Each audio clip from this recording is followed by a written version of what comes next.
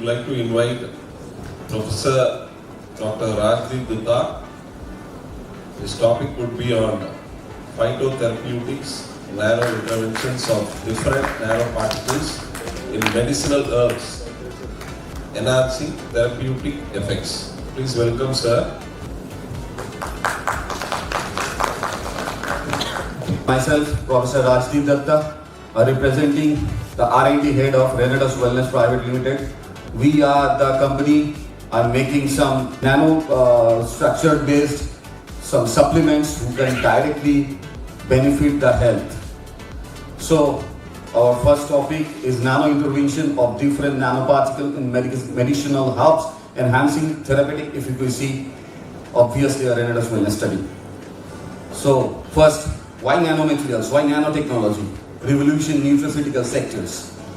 Nanomaterials has revoluted various industries because by the help of nanomaterials, and right now we have the lots of points which can elaborately say we can enhance the bioavailability by the help of nanotechnology. Enhance the bioavailability by the help of nanotechnology. Definitely bioavailability, why it is bioavailability? Bioavailability, that's why the nano-sized particles that help the larger surface area to volume ratio, leading to improve the solubility.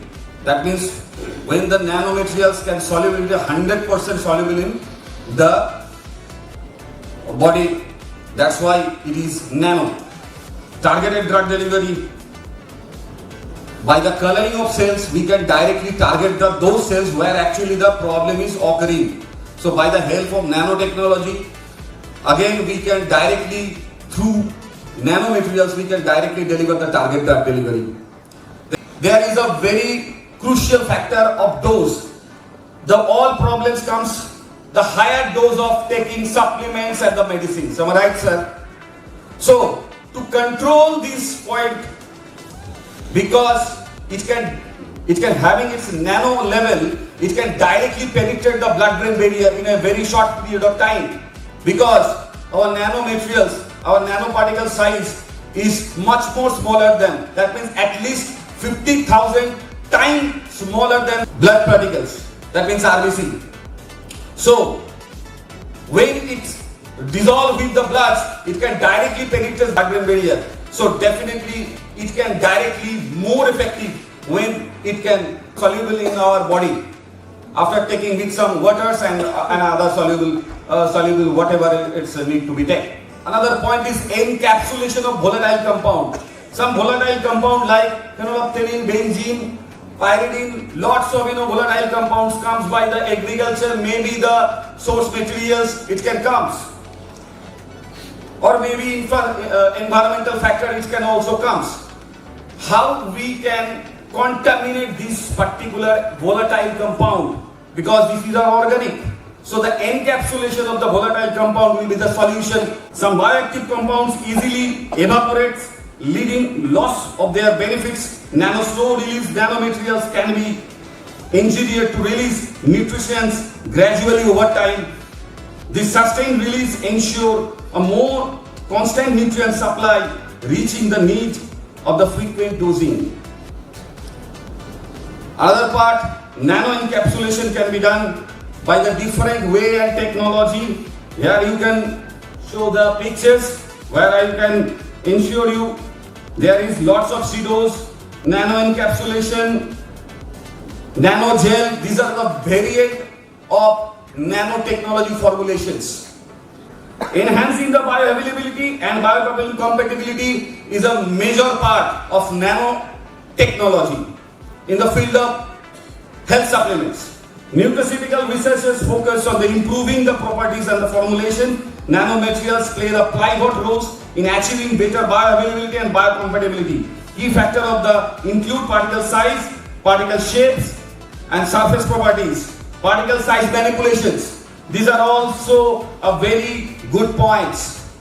Particle size manipulation, because being a nanomaterials, we can directly trigger or we can directly control the drug delivery, the efficacy.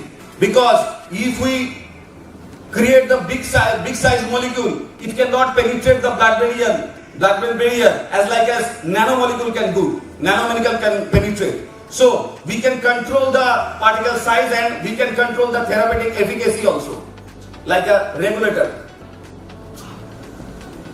So smaller particles can penetrate cellular barriers more effectively, and definitely what I am actually discussed previously. Improve dissolution rates due to the reduced particle size, enhance nutrients delivery. So we can control the nutrients delivery also by the means of nanotechnology. Now the nano encapsulation techniques. The techniques like lysosomes and nano emulsions enhance the nutraceutical stability. Nano encapsulation preservative, bioactive compound preventing degradations, no need of preservative. So we can create that kinds of supplements which is apart from the preservatives. No needs of preservative is needed because the cell life already extended by the means of this nanotechnology. So this is also another part of making these kinds of health supplements. Then advanced delivery system. Nanomaterials can enable targeted and controlled delivery of nutraceuticals, nanoliposomes, nanomeasles allow to efficient nutrition transport. Nanoparticles can release their contents in the response to the specific triggers. I already discussed that we can coloring the cells and we can target at that particular cells which needs the proper nutrition. We can deliver the nutrition for the target cell by the help of nanotechnology, because it can work like a BrahMos, targeted missile, which can directly penetrate on the source where it is pointed. The role of immune system interactions, nanoparticle properties like site surface, charge influence, immune interactions. Nanoparticles can modulate immune response for the therapeutic purpose.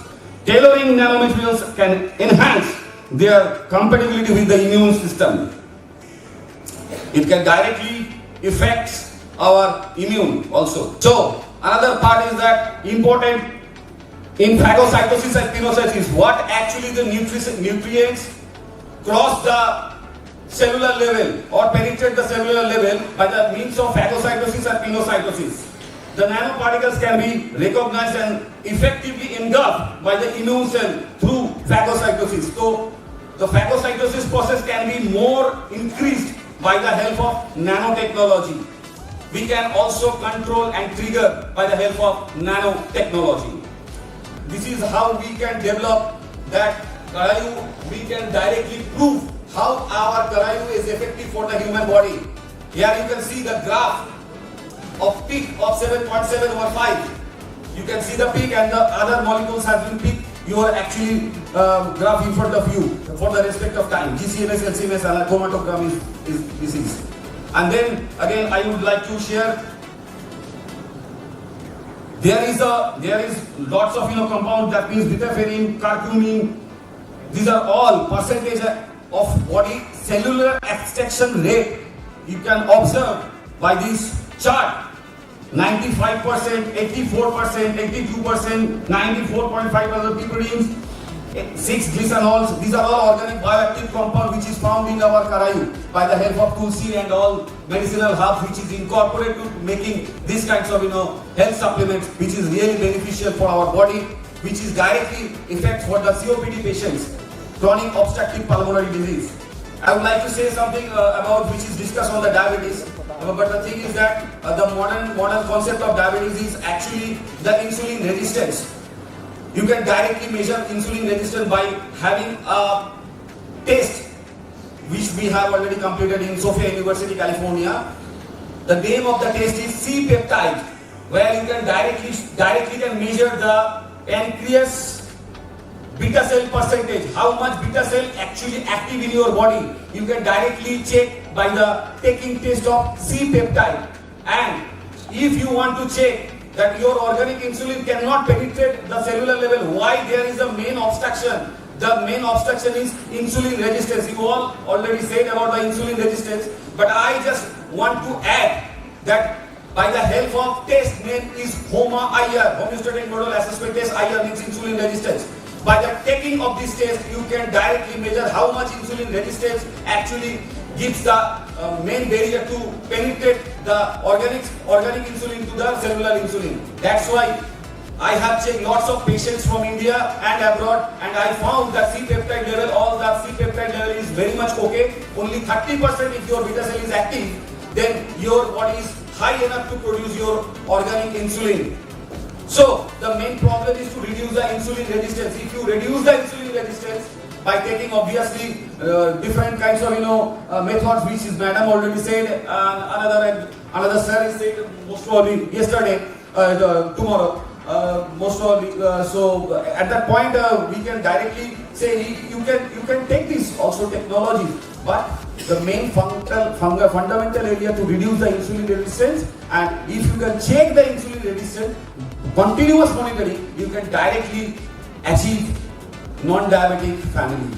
So here you can directly combat with the diabetes, and our motto is to diabetes-free India, disease-free India, and diabetes-free world and disease-free world. Thank you once again to represent myself. Once again, thank you. If you would like to share how do you make the nanoparticles? Yeah. The technology. Yeah. So I just request you to, this is not can be presented in very small presentation. You can directly see my spindle link where I have already discussed within the international journal, and I myself already making a silver nanoparticle which is very much lower. Most probably within the Asia and Europe, the lowest molecule has been done by me. That's only 2 nanometer.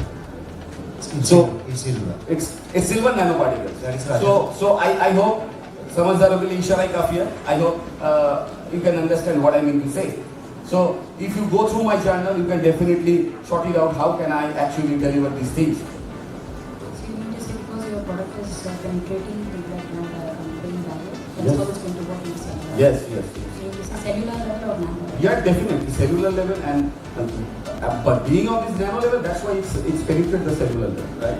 Because cellular level always, and the thing is that by the help of one thing another need to be added in respect of liver directly identifies it, because this is not treated as a foreign particles, because these are all organic particles.